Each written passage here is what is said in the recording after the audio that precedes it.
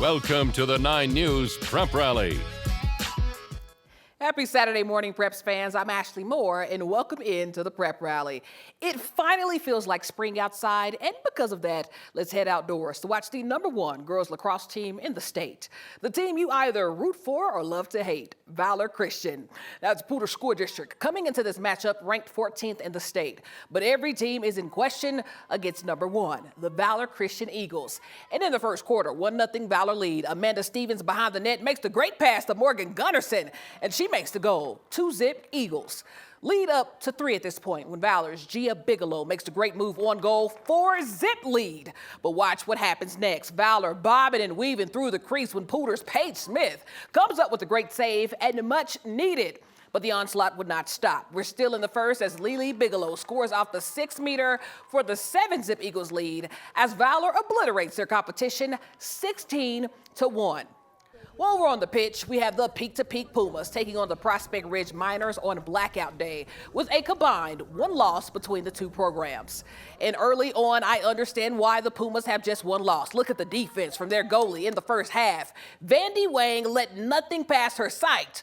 But soccer is a game of 2 halves. And in the second, senior forward Madison Skinner would erupt. Here she is from point-blank distance, and she slots it at home near the post. And then a few seconds later, it's Skinner again, takes it the length of the field, fires, and she buries it across the keeper for 2 goals in under a minute. But Peak-to-Peak would get going thanks to this penalty shot from Sadie Corbett to get the Pumas on the board. Miners win, though, 4-1 to remain undefeated. And then on the diamond, the Jefferson Academy Jaguars hit the road to take on the back-to-back reigning state champions, Denver Christian. So let's get to the action. Bottom of 1-run lead for DC when Trey Spear hits a chopper to second with the bases loaded.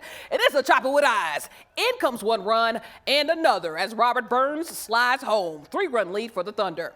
Top of 2 now, DC on the bump when pitcher Mason Riley gets the pickoff at first to end the half inning. So to the bottom of 2 we go, and this time it's Nate Bavasso on the plate, and this was headed deep.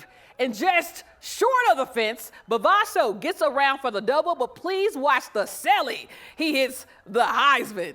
A couple batters later, it's catcher James Lord with the bunt, and it's a race to first. The pitcher flips it, but it pops up. Lord is safe, and watch Mason Riley score off the error. 4-run lead in the second, and the inning isn't over. Bases loaded now for the Thunder with a batter at the plate, and a high flyer sent to left center, but Jefferson Academy's Declan Riley tracks it down to retire the side. Denver Christian wins 6-1. Here's head coach Terry Hensley on what he's seen from his seniors this season. Well, they have had success. They know what it takes to win. So having that, having that momentum every time we step on the field is just so reassuring as a head coach. And I haven't had that in a lot of my other coaching opportunities. Tomorrow morning on the Prep Rally, we head over to Denver Christian to talk to the Thunder as they look to three-peat the state title. That is tomorrow morning. Well, you have less than 24 hours to choose who will win the honor roll. And right now, 2 plays have over 650 votes between the 2. But I need a clear winner. So let's look at those top plays. 1, 3, 1, 2, 3. McDonald's All-American game, Sienna Betts off the pick and roll. But watch the fadeaway off 1 leg. She'd win MVP. Well, at 4, watch the corner. Mountain Vista's Olivia Mao scored an Olympico goal. And let's see that again. A direct goal off the corner kick. At 3, it's Denver East Lacrosse. Jake Wrenchen with the setup to Alex Cohen for the score to take down Chatfield.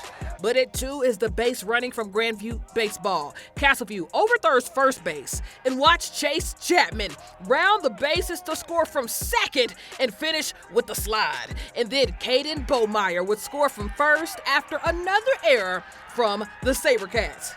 But then it won. Same game, other side. Castleview's Tyler Feldhake at the plate. He hits it to center field, scoring Jace Van Long and Zach Bitton as the SaberCats remain the #1 team in the state. Well, you know what to do. Vote for your favorite top play right now at 9news.com/HSS. Well, this morning, congratulations are in order for one of the best quarterbacks in the state. I mean, you have to be pretty good to get the starting gig at Cherry Creek. But now, Brady Vodka will be fighting for the starting job at Louisiana Tech when he gets there over a year from now. Brady Vodka, the junior quarterback, is fresh off of his second state championship with the Bruins, throwing for over 6,200 yards and 77 career touchdowns. Listen, his entire senior season is left to play so he can improve those stats and compete for another state championship.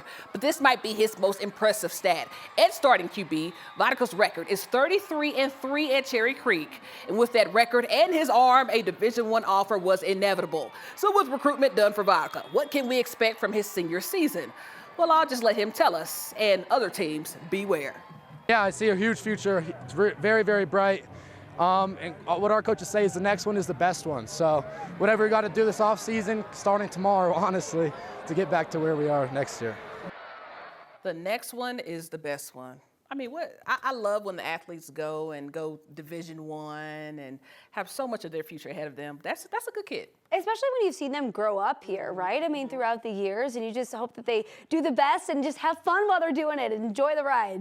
Yes, but he also is from Cherry Creek, a sustained winning program, so he'll be fine. He'll be fine. He'll be good. Well, Yeah. we wish him all of the best. Ashley, thank you so much. We'll be right back.